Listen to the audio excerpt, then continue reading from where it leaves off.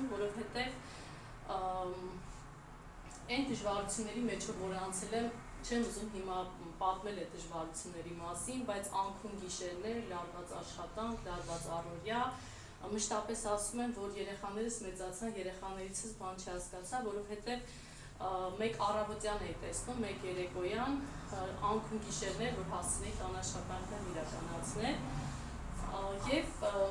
մշտապես երազում էի, գոնե մի օր նստել երեխաներիս կողքին, թեկուզ մի ժամով, իրենց հետ վայելեի այդ երեկոն, բայց հավուկ սրտի ինձ այդ ժամանակ վիճակված չէր նման հաջողություն, որովհետև կարելի ասել ռոբոտացված ձևով աշխատում էի, քանի որ դե արդեն պատկերացնում եք մեծ բիզնես, ֆինանսական խոշոր ներդրումներ, պիտի օրգնություն աշխատես, որ կարողանաս այն ինչ նպատակով, որ բիզնեսը կառուցել ես, կարողանաս հաղթահարել եւ ոչ թե տանու տաս, այլ ստեղծածդ պահել եւ ավելի ծաղկացնել ու զարգացնել։ Հիշում եմ երեխաներիս նեղվածությունը, որ միշտ շեշտում էին, որ ուրիշի մամաներ իրանց բարիքների հետ գալիս են այս միջոցառմանը են, միջոցառմանը դու ներկա չես լինում, դե մշտապես փորձում եմ երեխաներին բացատրել, որ ձեր ապագայի համար եմ արվում, բայց իհարկե սրտիս խորը կսկիծ էի զգում, բայց այլ կերպ չէի կարող։ Այ հիմա հիշում եմ հուսում ու այդպես, ինչպես ասում են, չկա չարիք առանց բարիք, որովհետև եկավ մի պահ, որ մոտս լուրջ առողջական խնդիրներ առաջացան եւ ուղղակի ստիպված էի մնալ տանը։ Պատրաստվում էի վիրահատության, բայց քանի որ էության պետիսի մարդ էի, որ չէի կարող մի տարի նստել տանը, հնդրտուքների մեջ էի, արդեն այդ ընթացքում ամուսինս մեր տարածքները տվեց վարձակալության, ես մի տարի չէի կարող աշխատել եւ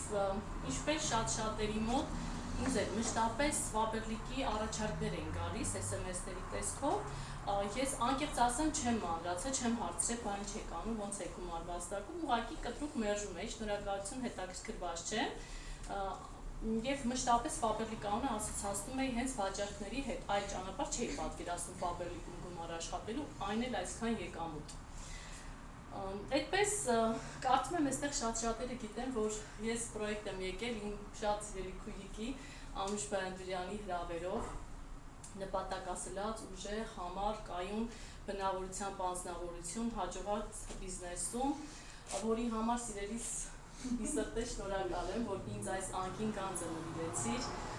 մի բառով ամփոփեմ գանձ, որը քույրը քրոջը գտար, որովհետև իսկապես ես այստեղ գտա այն, ինչը որ չէի գտել իմ այդ տարիների աշխատանքի մեջ, հանգստություն, խաղաղություն, տրամադրության բարձրացում եւ Անուշիկը երբ որ ինձ Անուշիկն էլ էր մոտ պրոյեկտում, մոտ 2 ամիս էր որ ինքը պրոյեկտում էր, ասեմ, որ Անուշիկը այն բացառիկներից մեկն էր, որ եթե մենք ենք ուրիշներին հրավիրում, չէ, պրոյեկտ Անուշիկը ինքն էր քննարկին գտեր եւ քննարկին զանգ էր արել, որովհետեւ Անուշիկը հետաքրքրվել էր on-line ոլորտում գումար աշխատելու տարբեր միջոցների մասին եւ Խաչատրյանի որպես առաջատար հաջողակ կին էս բիզնես ոլորտում ինքը համարը գտել էր եւ զանգել էր քննարկին, որ գրանցվեր քննարկի թիմում։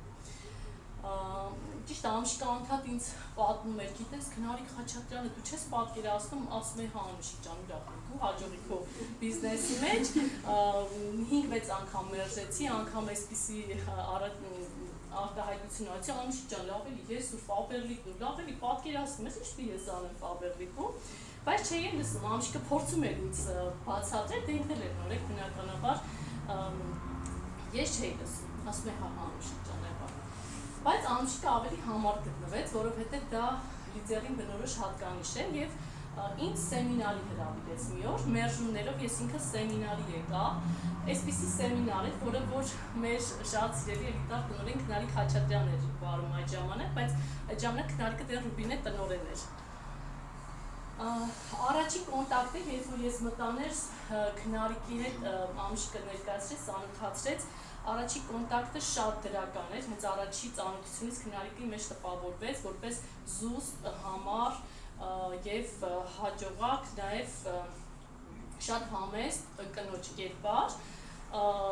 եւ ասես ինչ որ մի բան իմ մեջ այդ բանից էս կոտրվեց այդ իմ կարծրատիպը Նստեցի մասնակցեցի սեմինարին, քնարիկը վարում էր սեմինարը, ու ես այսպես շատ կլանված ու շատ իր լսում էի,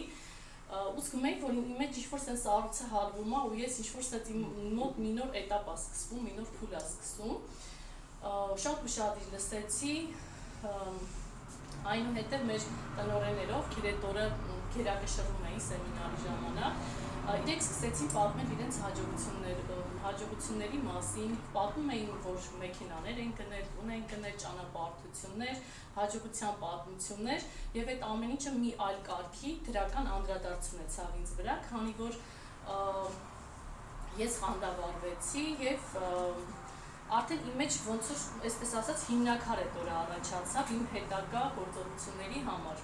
Բայց այդ օրը ես չգրանցվեցի։ Ես շատ տպավորված, ոգևորված խմելու էի կանչել, ասել արի ժամանակ ենք անցկացնում, չէի ասել ինչ անլինելու։ Ահա, շատ տպավորված, ոգևորված տուն գնացի, ոնց որ երկնքում լինեի, որովհետև այստեղ մի նոր աշխարհ էր ինձ համար, ինքը շատ տարբերվում էր բրսիեն աշխարհից, որտեղ որ ես 38 տարի անցկացրել էի։ Մի շաբաթ հետո էլի սեմինար, ես արդեն պատրաստական գալիս եմ, այդ ամուշիկի չի համոզում, արդեն ես ասեմ ամուշիկ ես եմ գալիս սեմինարին, ու հենց այդ օրը ճակատագրական եղավ իմ համար, իմ կյանքում սկսվեց մի նոր փուլ, ես միացա պրոյեկտին, ու առաջիկա ժամանակահատվածում իմ ամենամեծ նպատակն էր ամենակիչը տնօրենի ստատուս բացելը։ Ճիշտ է, սկզբնական շրջանում որպես նորեկ ինձ շատ հեռանկարային էր թվում ու ինչ-որտեղ դժվար էր թվում, որովհետև իրականում բնականաբար պետք է հաղթահարեի շատ դժվարություններ, նոր ոլորտ, նոր աշխարհ, բայց դա իմ առաջին նպատակն էր։ Ու ես չէի պատկերացնում, որ ես պրոյեկտում չբացեմ տնօրենի ստատուս։ Եվ այդպես մշտապես կապ պահպանելով նաստավնիկներից հետ, իդեպ շատ յուրահատուկ ուզեմ նաև շեշտել մեր երիտասարդ տնօրեն Քնարիկ Խաչատրյանին, որովհետև ինձ հետ հավասար նաև Քնարիկ Խաչատրյանն աշխատել, շատ աշխատել, քանի որ Ամուշիկն էլ դեռ նոր էր, համատեղ Քնարիկը եւ իմ հետ էր աշխատում եւ Ամուշիկի, մշտապես կապ պահելով իմ նաստավնիկների հետ, անընդհատ իրենց հոգնածներով, որովհետև շատ էի գրում, շատ էի զանգում, մեկ տարվա կտրվածքով բացեցի տնօրենի ստատուսս։ Այդ օր իմ համար ուղղակի անմոռանալի օր էր, ես բղավում էի, տամեջ գոռում էի, ես տնօրեն եմ դարձել, ես տնօրեն, ես էլ փոխ տնօրեն էի, լացում էր, ես լացում եմ։ Չէին հասկանում տան անդամները ինչ-որ միտեղ, որովհետև դա ինձ համար մեծագույն պայքար էր և նրա համար, որ անկեղծ ասած տան անդամները, մեծ տղաս ու ամուսինս այնքան էլ ուշ չէին վերաբերվում այն աշխատանքին, որի մեջ որ ես ներգրավել էի, բայց ես տեսել էի հաջողականած, ես շփվել էի իրենց հետ, ես նրանց ձեռքբերումները տեսել էի և իմ մեջ դա արմատավորվել էր, և եթե ես ճանապարհի կեսից անգամ հետ կանեի, ես ինքս ինձ չէի հարգի և ինձ անհաջողակ մարդ կհամարեի, որ նման հնարավորությունը ես կարող էի իմ ձեռքից բաց թողել։ Այդպես հաջողություններիցս, ամենամեծ հաջողություններիցս մեկը տնօրենի ստատուսն էր։ Հիմա ես շատ նպատակներ ունեմ, իմ նպատակները շատ մեծ են,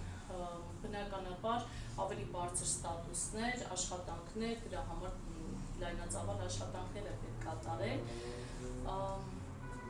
իմ նպատակներիցս մեկը տղաներից բարձրագույն ուսումնական համակարգում տեսնելն է, երկուսն էլ այնպիսի մասնագիտություններ են ընտրել, որ ինքը ծախսաշատ է, մեկը ամերիկյան համալսարան, մյուսը բժիշկ է ուզում դառնալ, և ես արդեն այսօր պետք է մտածեմ այդ մասին, ու դա ինձ ուժ է տալիս, ոգևորվածություն ու ոգեշնչվածություն, որ ես կարողանամ իմ տղաներին իրենց նպատակին հասցնել։ Երկրորդը իմ երազած ավտոմեքենան է, որը սեփական միջոցներով եմ ուզում ձեռք բերել, իմ նպատակները իմ հեռախոսի վրա կոլաժի տեսքով կան ու անընդհատ իմ աչքի առջև են, և իմ գրասեղանի նոթբուքի վրա, հեռախոսի վրա, ես անընդհատ նայում եմ իմ նպատակները ու դա ինձ ուժ է տալիս։ Ճանապարհորդություն Երուսաղեմ, շատ փողեր, սեփական առանձնատուն, պատկերացնում իմ առանձնատան ամեն անկյունը, բացօթյա լողավազան, Բուխարի, շատ շքեղ առանձնատուն, ու ես ապրում եմ դրանով, ու հենց դա է ինձ ուժ տալիս, որ ես ամեն օր, երբ որ պահը գալի հավես չունեմ, երբ որ պահը գալիս լավ չեմ զգում, միևնույն է ես տեսնում եմ այդ նկարը, ու դա իմ մեջ էներգիա է առաջացնում, ու ես ձգտում եմ դրան։ Նաև բարեգործական հեռանկարային աշխատանքներ։ Նպատակները շատ են և ես վստահ եմ, որ հասնելու եմ դրանց, որովհետև իմ կողքին շատ ուժեղ կանայք են, իմ նաստավնիկները, իմ թիմի անդամները, որովհետև մենք ուժեղ ենք միասին եւ ուզում եմ իմ ապագան ու կյանքը ցանցային բիզնեսում ուղղակի արտահայտել Ռենդի Գեջի խոսքերով։ Ուզում եմ, որ տարիներ անց, երբ որ մեկնեմ հանգստանալու մի շատ շքեղ կղզում, շրջանակի վրա պարկած վայելեմ իմ կոկոսի հյութը եւ երբ որ մի ամիս հետո վերադառնամ տուն, իմ հաշվի վրա տեսնեմ կլորիկ մեծ գումար։ Այսքանը թերևս սիրելիներս եւ ուզում եմ իմ խոսքը փոխանցեմ իմ թիմի շատ ուժեղագույն լիդեր, խելացի, նպատակասլաց, կազմակերպչական բոլոր ձիրքերը ոշտված, նպատակասլաց մի մարդու, ով լավսս, ամաչեցի, ով մեր թիմում արդեն ավագ փոխտնօրեն է, շատ քիչ է մնացել, որ հասնի մի քայլ, կես քայլ է մնացել, որ տնօրեն արդեն դառնա, Նոնա Պետրոսյան։